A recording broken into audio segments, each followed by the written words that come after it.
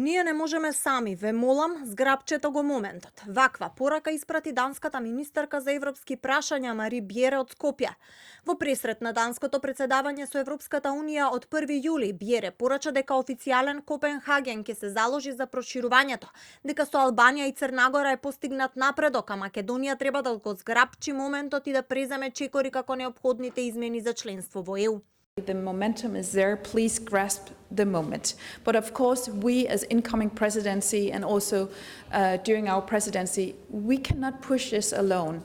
We need to work constructively together, and that is why I'm here. I am here to work constructively together with North Macedonia to see where we can find those progress, because we cannot make it solely.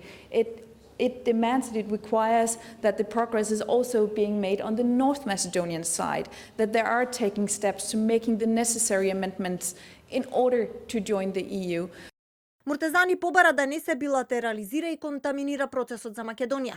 На прашање каква реакција се очекува од официјална Софија во однос на акцискиот план за малцинства за кој премиерот вчера најави дека многу брзо ќе се најде на дневен ред, Муртезани одговори. Трите патокази веќе се испратени во комисијата и се финализираат на дневна основа преку онлайн состаноци со комисијата.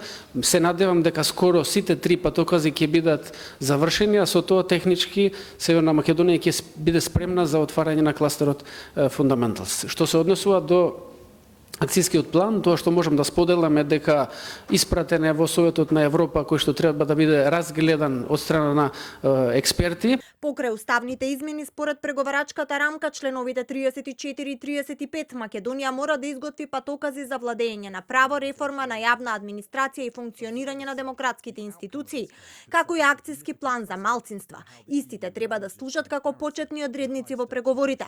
Акцискиот план за малцинства пак е документ кој може да стане нова сопка меѓу Скопје и Софија на патот кон ЕУ.